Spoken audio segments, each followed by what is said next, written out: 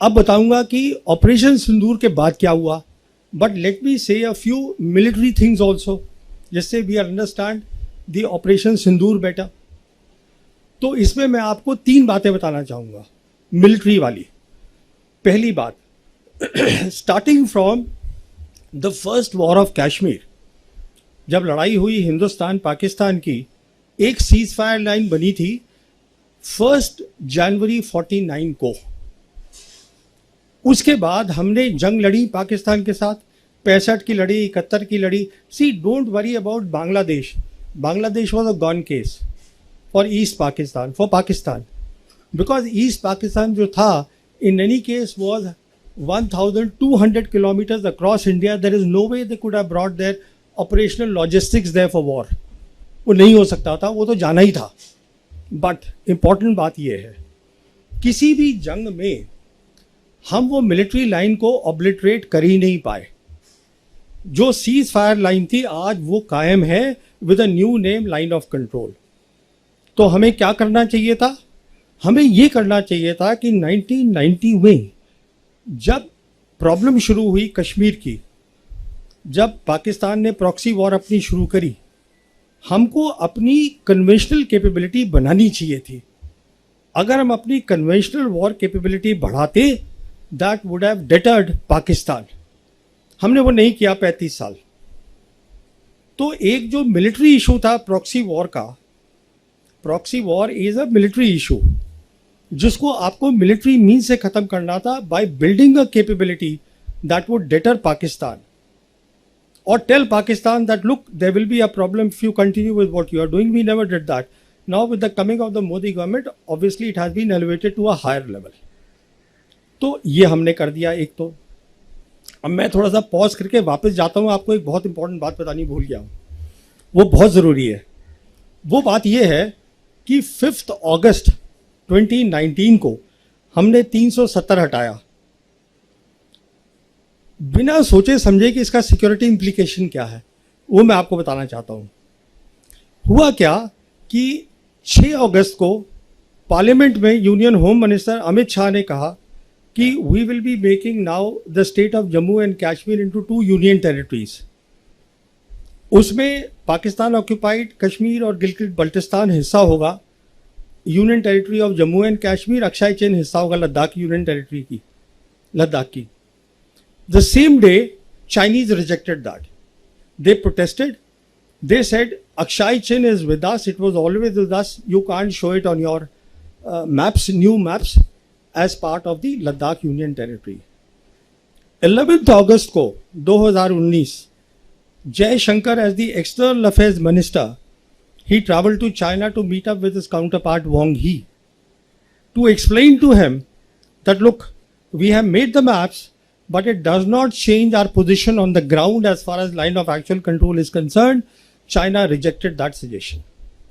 Meanwhile, 370 जब हटा तो पाकिस्तान में भी खलबली मची। The then Prime Minister Imran Khan and the Army Chief Bajwa, General Bajwa, they both went to China to confabulate with the leadership there. Xi Jinping gave personal time to General Bajwa और उन्होंने general Bajwa को ये कहा कि आप development पे focus करिए। मुझे ये बात ऐसे पता है कि अप्रैल 2022 में पाकिस्तान की जो सरकार थी उस समय इमरान खान की, they release the first national security policy and I was one Indian they had invited there. तो वहाँ प्राइम मिनिस्टर भी बोले, वहाँ आर्मी चीफ भी बोले, उसके बाद आर्मी चीफ और मेरी बातचीत हुई। तो मैंने उनसे पूछा, मैंने कहा जी आपकी नेशनल सिक्योरिटी पॉलिसी है, it all talks about connectivity and development, what about the Kashmir issue? So he told me that I had a long meeting with Xi Jinping and Xi Jinping told me personally that you focus on development. What Bajwa did not tell me is that Xi Jinping also told him, जहाँ तक सिक्योरिटी का ताल्लुक है पाकिस्तान की, we take responsibility for that. तो हुआ क्या, अगर हम लोगों ने ध्यान से देखा होता तो 2 चीज़ें होनी शुरू हो गई 2019 से। On the political side, the entire Chinese leadership, Xi Jinping downwards, they kept saying that we will support Pakistan security and sovereignty. खुलेआम बोलते थे वो, हमने उसको नज़रअंदाज किया। दूसरी तरफ the Pakistan air force and the PLAAF PLA air force, they started doing advanced exercises 2019 से शुरू कर दी। काराकोरम में करते थे, वो जो हमारा कॉम्बैट एरिया वहाँ उन्होंने शुरू करा, हमने उसको ध्यान ही नहीं दिया। नॉट ओनली दैट, उस समय से क्या देखा हमने 2021 के अंदर उन्होंने पाकिस्तानी ऑफिसर्स को अपनी वेस्टर्न थिएटर कमांड में एम्बेड कर लिया। Western theatre command is responsible for Arunachal Pradesh. कहने का मतलब ये है जो उनके इंपॉर्टेंट जितने भी मिलिट्री ऑर्गेनाइजेशन थे वो उसका हिस्सा बना लिया उनको, so that they better understand how to tackle India. हमने सब चीज़ को देखा ही नहीं बिल्कुल। तो सिचुएशन ये है कि हमें एक बात समझ में नहीं आई हमारी मिलिट्री लीडरशिप को कि it is no longer after 5th August 2019 about India Pakistan, it is no longer about a 2 front war. China आपसे लड़ाई नहीं लड़ेगा, उसको ज़रूरत ही नहीं है लड़ाई लड़ने की। It was since then about 1 front reinforced war, जो मैं 2019 से अपनी 2 किताबों में लिख चुका हूँ। Basically what meant that was, I explain that this is the term that I coined and I said what this is, you will fight with Pakistan but China will be helping Pakistan to the hilt without showing its hand। इस लड़ाई की आप तैयारी करिएगा, but हमारा वो narrative था, हमने उसको कायम रखा। तो अभी आपको एक ओवरऑल सिचुएशन मैंने बता दी है कि ये था बैकग्राउंड उसका सिंदूर का। अब होता है ऑपरेशन सिंदूर। ऑपरेशन सिंदूर की 3 खास बातें मैं आपको बताना चाहता हूं। पहली बात, आवर रिस्पॉन्स वॉज डिसप्रोपोर्शनेट।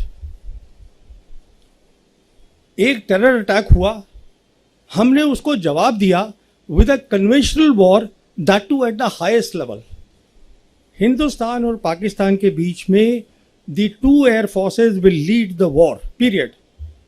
और ये हमने पहली बार नहीं किया, हमने किया था बालाकोट में पहली बार 2019 में, and we expose the limitations of the Indian air force.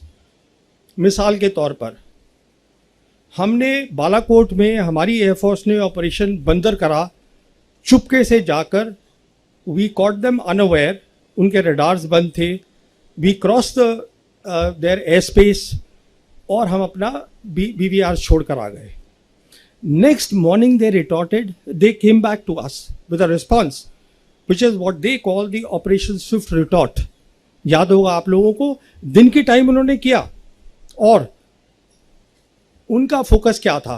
उनका फोकस था military targets, not non military targets. आप कभी एयरफोर्स नॉन मिलिट्री टारगेट्स पे इस्तेमाल नहीं करते बाबा। उनका फोकस था मिलिट्री टारगेट। और उन्होंने क्या देखा, हमारी इलेक्ट्रॉनिक वॉरफेयर बहुत कमज़ोर थी। सिंपल वर्ड्स में इलेक्ट्रॉनिक वॉरफेयर का मतलब ये होता है कि काबिलियत की आप दूसरे का कम्युनिकेशन को जैम कर दे। तो हमारे जो ऑफिसर थे उनका कम्युनिकेशन जैम हो गया, he was taken prisoner of war. हम कुछ लेसन नहीं सीखे, बट वो सीख गए कि इलेक्ट्रॉनिक वॉरफेयर पे फोकस करो। This is the key to the modern warfare. Electronic warfare होता है what is called, I won't give a technical explanation, it is something that is called electromagnetic spectrum. बहुत ज़रूरी चीज़ है। होता क्या है कि एटमॉस्फेयर में 7 तरीके की इलेक्ट्रोमैग्नेटिक वेव्स हैं। एक मिसाल के तौर पर है विजिबल लाइट। जैसे आप लोग मुझे देख रहे हैं, मैं आपको देख रहा हूँ, this is only possible because visible light है। सिमिलरली एक एक्सट्रीम पे है उनके रेडियो वेव्स, जिससे हम कम्युनिकेशन करते हैं। एक्सरे होती है जो हमारी एक्सरे मशीन में काम आती हैं। माइक्रोवेव है जो हम माइक्रोवेव चलाते हैं। कहने का मतलब ये है, ये जो चीज़ है इलेक्ट्रोमैग्नेटिक स्पेक्ट्रम, अगर आप किसी भी फौज के पास एक काबिलियत है इसमें compete करने की, तो वो लड़ाई जीत जाएगा। दूसरा अगर उसमें नहीं compete कर जाएगा वो लड़ाई हार जाएगा। It's simple as that. This is today the crux of the modern warfare, to have a superiority in the electromagnetic spectrum, and the part of that is electronic warfare. How do you jam the communication of the enemy? This is the lesson that they learned. As a consequence of that, देखिए हमने अपनी आंखों पे पट्टी बांध दी। क्यों पट्टी बांधी वो बताता हूँ मैं। क्योंकि प्राइम मिनिस्टर मोदी ने मई 2014 में जब ये आए हैं, इन्होंने अपनी पहली कंबाइंड कमांडर कॉन्फ्रेंस करी अक्टूबर 2014 में, जिसमें इन्होंने ये कहा कंबाइंड कमांडर्स को कि जो हमारा एनिमी है वो विजिबल है, थ्रेट जो है, no, enemy is invisible, the threat is known. It's a famous statement now made by the Prime Minister, basically saying that we have to focus on the terrorist and not on the Pakistan, which is harboring the terrorists or which is the hub of the terrorism. तो वो focus वो बन गया कि सब conventional war हमें करनी है, हमें काउंटर टेररिज्म को करते रहना है. उसी समय मुझे याद है एयर चीफ हमारे होते थे, एयर चीफ मार्शल अरूप राहा. मैंने उनसे पूछा भी था, मैं कहा ये आप कर क्या रहे हैं, because he started asking a role कि एयरफोर्स का भी रोल होना चाहिए. अरे बाबा, एयरफोर्स को ये था कि सारी ग्लोरी इंडियन आर्मी को मिल रही है, तकमे मिल रहे हैं, उनको ऑनर मिल रहा है टेररिस्ट मारने का, तो हमें मिलना चाहिए. So that entire line of leadership of the Indian air force, they also way very happy कि हमें भी ऐसा रोल दीजिए कि हम टेररिस्ट के खिलाफ काम करें. तो हमने 2019 में कोई लेसन नहीं सीखा. अब देखिए सिंदूर में क्या हुआ, हमने फिर वही किया. हमने सिंदूर में इस बार जो पाकिस्तान की जो सरहद है उसको हमने ब्रीच नहीं किया, एयर स्पेस को स्टैंड ऑफ वेपन से, but we hit the terrorist target, वो हमने किया. पर इस बार वो तैयार बैठे थे. I won't go in the technical details, all to tell you is that it is not really about the J-10 and the PL-15 missile. It is about the ecosystem that was backing that. And when I say ecosystem, what am I talking about? I am talking about the advanced exercises that the Pakistan Air Force had been doing since 2019 with the PLAF. और उसके तहत वो क्या कर रहे थे, ecosystem का मतलब होता है कि आपकी सैटेलाइट्स, आपके एयरबॉर्न एसेट्स, एयरबॉर्न में जैसे AWACS होता है जिससे आप पता करते हैं कितने टारगेट्स हैं, उसको ट्रैक करते हैं, आपके ग्राउंड एसेट्स विच इज़ आपकी एयर डिफेंस वगैरह, और आपके फाइटर्स, इस सब को आप नेटवर्क कर देते हैं. इसका मतलब ये है कि एक तो जो अगर आपका जो हवाई जहाज है, मान लीजिए वो सिर्फ 400 किलोमीटर्स तक देख सकता है, but because now it is linked with the satellite, अब वो 1000 से ज़्यादा देख सकता है. Even before the enemy sees you, you see the enemy. ऊपर से आपने अपनी electronic warfare, as I told you, they focused there after 2019 Balakot.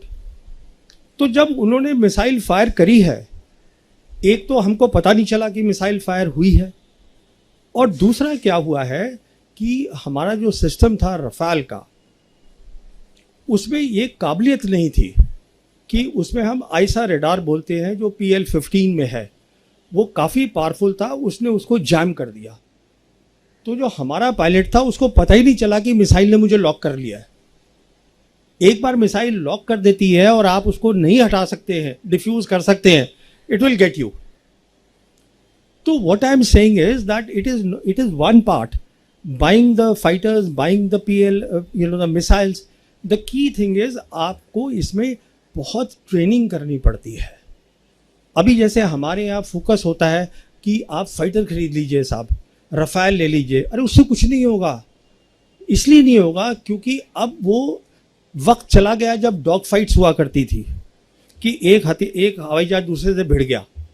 Now we are living in the as of beyond visual range missiles. 300, 350 kilometre, 200 kilometre से fire कर रहे हैं. वो आप तभी फायर करेंगे ना अगर आपके पास एक इको सिस्टम है जिसको पाकिस्तान एयरफोर्स ने समझाया इंटरनेशनल मीडिया को, that is called the multi domain operations with a special focus on electronic warfare, and this takes years and years. So by doing a disproportionate response, let me tell you a key reason जो मैं आगे आऊँगा अभी, why Pakistan's profile has gone up in the world capital. A key reason of that is, there are two key reasons. One is that they saw that the Pakistan military has emerged out of this 4 days of Operation Sindoor as a peer military competitor of the Indian military. बहुत बड़ी बात है, ये peer competitor उनको दिखाई दिया. तो उनकी जो मिलिट्री पावर की जो वो थी, औकात थी, वो बहुत बढ़ गई. They have the military power. And the second thing that the world saw is that the Chinese stood by them. Chinese are the people who had the gumption to walk the talk. बहुत बड़ी बात है. तो पहली तो ये बात हुई, डिसप्रोपोर्शनेट रिस्पॉन्स से हमने अपनी इंडियन एयरफोर्स की काबिलियत को दिखा दिया और हमारे लॉसेज हुए हैं. I don't want to go into those losses at this stage. तो कहने का मतलब ये है कि आप जो हम बोल रहे हैं, देखिए, we have to be objective about things. और ऑब्जेक्टिविटी हमें ये बताएगी कि अगर आप ज्योग्राफी देखिए पाकिस्तान की ज्योग्राफी ऐसी है जो इलोंगेटेड है, उसमें डेप्थ नहीं है. उसकी जितनी भी एयरफील्ड्स हैं वो 2050 किलोमीटर के अंदर अंदर हैं सारी की सारी मैक्सिमम. और जो हमारा S-400 है, हमारे ब्रह्मोस है, वो उसको इजीली कवर कर सकता है. Now what they have done is they have gone to China, and China is giving them a deadly combination of what is called the J-35A and the HQ-19, which is the air defense system. बहुत powerful air defense system है. It is meant for the IRBMs, intermediate range ballistic missiles, and the KJ-500, which is the airborne assets. तो ये एक बहुत बड़ा combination है जो उनको मिल रहा है. And I won't be surprised, वो पैसे वैसे नहीं लेंगे, उसको ऐसे ही दे देंगे क्योंकि उनको फ़ायदा हो रहा है दो तरीके से. एक तो फ़ायदा हो रहा है कि विदाउट फाइटिंग उनके जो हथियार हैं they are getting operationally validated, उनकी आर्म सेल बढ़ेगी. दूसरा फ़ायदा हो रहा है, they are cutting India to size through Pakistan. बहुत फ़ायदा है. तो कहने का मतलब ये है, दोनों ने लेसन लड़े हैं, सीखे हैं, पर हमारा लेसन जो है हमें उस पर ध्यान देना है. दूसरी बात, न्यू नॉर्मल क्रिएट करा है. जैसे बताया था अभी कि ये पॉज हुआ है, सीज फायर नहीं है कि जहाँ पर दोनों साइड बैठ के बात करती हैं और तय करती हैं कि ठीक है ये टर्म्स होंगी सीज फायर की. ऐसा कुछ नहीं है, कोई भी साइड इसको लिफ्ट कर सकती है. कहने का मतलब है we are today living at the as of war. Please understand what I am saying, because we are up against a combination of Pakistan and China and it's extremely lethal. As I said, it's a one-front reinforced war that we are looking at. And all this talk that I keep hearing, कि अब drones चाहिए, of course you need drones. But more than drones, what you need is, in which nobody is talking about in my country, are the capabilities in the virtual domains of war. And when I say virtual domains of war, I am talking of three things. I am talking of electronic warfare, which is the electromagnetic spectrum. I am talking of cyber capabilities, and I am talking of space. They all link up. Because if you lose here, you lose the war. Simple. Communication आपका बंद, आपको दिखेगा नहीं, आप blinded. It's over. The war is over. क्या लड़ेंगे आप? तो वो आपको पहले बनाना है. फिर आपको एयरफोर्स का ecosystem बनाना है. So all these things are there, and we are living dangerously. That is the second point.